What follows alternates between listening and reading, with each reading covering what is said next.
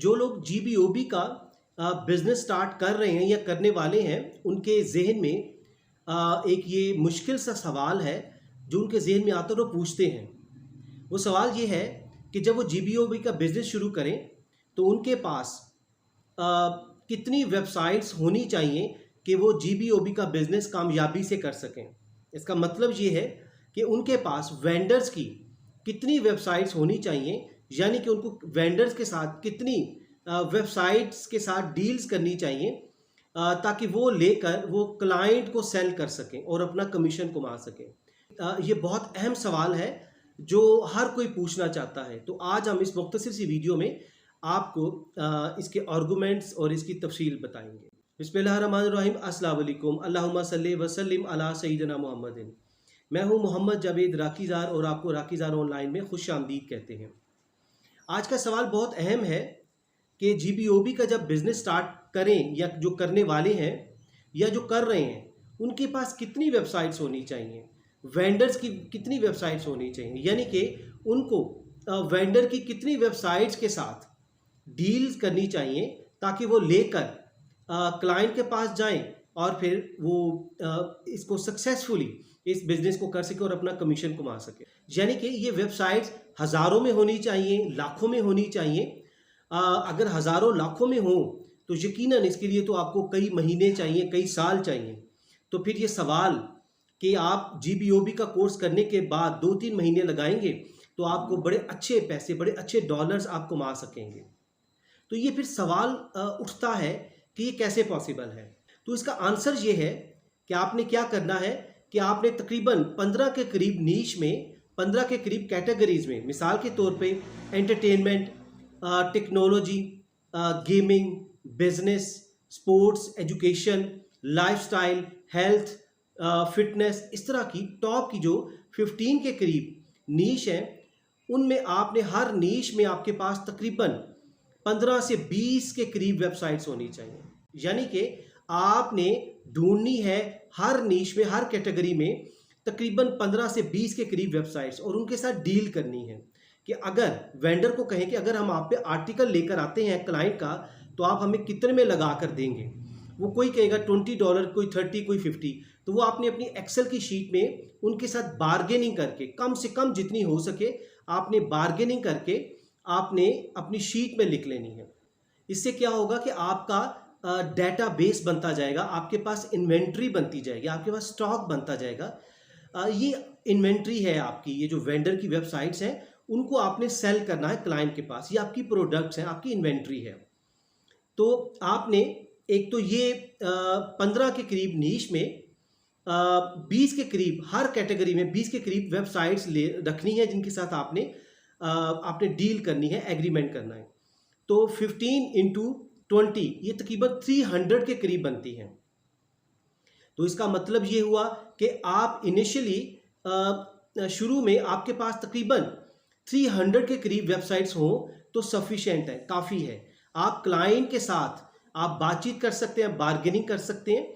इधर आपने अगर $50 का आप एक आर्टिकल लगवाते हैं मिसाल के तौर पर एक वेबसाइट पर, तो क्लाइंट से आप जाके $80-100 में आप उसके साथ डील कर लेते हो। तो तकरीबन $30, $20, $50 का आपका कमीशन का आपका प्रॉफिट है और आप ये इंस्टेंट डील कर सकते हैं। क्विकली इन डील्स को आप कर सकते हैं, मेच्योर कर सकते हैं कि फ्यू मिनट्स लगते हैं।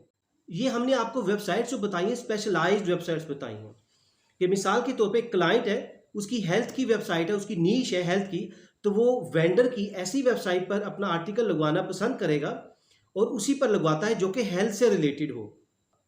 ये तो होगी स्पेशलाइज्ड वेबसाइट्स। लेकिन आपको एक ऐसी वेबसाइट भी आपके पास होनी चाहिए 15-20 जो कि ऑलराउंडर हों, जिनको जनरल वेबसाइट्स कहते हैं, जिसमें मिसाल के तौर पर न्यूज़ की वेबसाइट है या ऐसे ब्लॉग्स हैं, टॉप के ब्लॉग्स हैं, उनमें क्या होता है, उसमें एंटरटेनमेंट की टैब बनी होती है एक ही वेबसाइट में, उसमें स्पोर्ट्स की होती है, उसमें जियो पॉलिटिक्स की होती है, बिजनेस की होती है, लाइफस्टाइल की। तो ऐसी जनरल वेबसाइट्स के साथ भी आपने एग्रीमेंट करना है, क्योंकि कई क्लाइंट जो होंगे वो कहेंगे हमें जनरल साइट चाहिए कि जिस पे हमारा आर्टिकल, क्योंकि आर्टिकल हमारा जनरल टाइप का है। तो आपने आपके पास वो जब साइट होगी तो क्लाइंट आपसे मिस नहीं होगा, वो फौरन आपको ऑर्डर दे देगा। इसके अलावा एक और चीज़ याद रखिए, आपने क्लाइंट को जाने नहीं देना। उसका हल क्या है? मिसाल के तौर पे आपने रीसेलिंग वाली साइट पे आना है। देखिए, रीसेलिंग के दो कॉन्सेप्ट्स हैं। मिसाल के तौर पे हमने आपको पिछली वीडियोस में बताया कि अगर कोई काम कर रहा है, किसी ने ये लिस्टें बनाई हुई हैं, तो आप उनसे लिस्ट परचेज करके तो आप काम करना शुरू कर देंगे। क्या होगा कि उसमें आप $5-10 कमा सकेंगे। यानी कि किसी की बनाई हुई लिस्ट, यानी कि उस बंदे ने वेंडर के साथ डील की हुई है, लेकिन आप उसकी चीज़ को लेकर सेल कर रहे हैं क्लाइंट के पास जाकर। उससे क्या होगा? आपका प्रॉफिट मार्जिन कम होगा, $5 या $10। आपकी अपनी पहचान नहीं होगी। ये हमने आपको कहा इसे अवॉइड करें। इसका आपका प्रॉफिट मार्जिन नहीं है, आपकी कोई गुडविल रेज नहीं होगी, आप रीसेलर बनेंगे सिर्फ। तो जो क्लाइंट होता है वो अक्सर कहता है कि रीसेलर जो है वो अवेयर रहें, वो दूर रहें मेरी इस पोस्ट से। अगर कोई वो पोस्ट लगाता है कि मुझे ये वाली वेबसाइट चाहिए, तो वो कहते हैं रीसेलर इससे दूर रहे। तो इसलिए हम आपको दूसरा मॉडल एक और बता रहे हैं कि वो रीसेलिंग वो कैसे कर सकते हैं। मिसाल के तौर पे आपने वेंडर के साथ डील की, अब उलट कर लें उस चीज़ को कि उस बंदे की जगह, मिस्टर ए की जगह अब आप हैं। आपके पास आप डेली क्लाइंट वेंडर के साथ आप डील्स कर रहे हैं, नई नई वेबसाइट्स के साथ डील्स कर रहे हैं, और आपके पास इन्वेंट्री स्टॉक आपके पास बढ़ता जा रहा है। आप क्या करें? आगे रीसेलर हायर कर लें। आप अपने साथ, अपने अंदर कंपनी के अंदर आप बहुत सारे लोगों को बिठा सकते हैं, उनके साथ कमीशन के साथ काम कर सकते हैं। उन्हें के सारा दिन आप क्लाइंट ढूंढें और हमारी इन वेबसाइट्स को सेल करें। इसका मतलब ये है कि आप एज ए ऑनर, सीईओ, आपने अपने अंडर कई कमीशन एजेंट रख लिए हैं, कई रीसेलर रख लिए हैं कि आपकी वो चीज़ को रीसेल कर रहे हैं। यानी उनका जो प्रॉफिट मार्जिन होगा वो $5-10 होगा। वो आप बिगनर्स रख सकते हैं, स्टूडेंट्स रख सकते हैं, जो कि सारा दिन क्लाइंट हंटिंग करें, क्लाइंट को ढूंढते रहें आपके लिए, और आप वेंडर के साथ रिलेशनशिप बिल्ड करें, उनसे आप नई नई वेबसाइट्स को लें, उनके साथ एग्रीमेंट करें, और आप उसके बाद आगे अपने सेल्समैन रखें, रीसेलर रखें। ये रीसेलिंग होती है। तो इसका मतलब है कि जो दूसरा मॉडल हमने बताया वो बहुत इफेक्टिव है, उस पर आपने अमल करना है। तो हमने आपको इस मुख्तसर सी वीडियो में आपको बता दिया है कि आपके पास स्टॉक जितना होगा वेंडर की वेबसाइट का, उतनी ही आपकी सक्सेस होगी। लेकिन आपने हजारों लाखों वेबसाइट्स इकट्ठी नहीं करनी। ये ऐसे ही है, जो मिसाल हम आपको देंगे कि आप एक दुकान, कपड़े की दुकान पे जाते हैं, एक लेडीज है और वो कपड़ा कोई मांगती है सेल्समैन से, और वो आपके सामने कुछ 100-200 कपड़े ला के रख दे, तो आपके लिए क्या होगा? उसको चूज करना मुश्किल होगा। होता क्या है कि वो वाला सेल्समैन कामयाब होगा जब आप किसी शॉप पे जाती हैं, कोई फीमेल, तो उसके सामने वो 5 से 10 वैरायटी रखे, उसकी डिमांड को समझे कस्टमर की, तो वो फौरन आपकी 2-3 चीज़ों को परचेज कर लेगा कस्टमर। तो इसी तरह जो क्लाइंट होता है वो परचेजर होता है, जो वेंडर होता है उसको सेलर कहते हैं। आखिर पे आपको फिर दोबारा बता दें कि आपके पास तकरीबन 300 से लेकर 500 तक वेबसाइट्स हो, तो आप बहुत अच्छा बिजनेस कर सकते हैं। आप डेली 20, 30, 50, इवन $100 आप अर्न कर सकते हैं। इतना पोटेंशियल है इस बिजनेस में। तो आपको इस बिजनेस में आना चाहिए। इसके अलावा आप अपनी फैमिली में से कोई घर बैठी ख्वातीन है, 4 दीवारी में रह के इस कोर्स को सीख कर वो बिजनेस कर सकती हैं।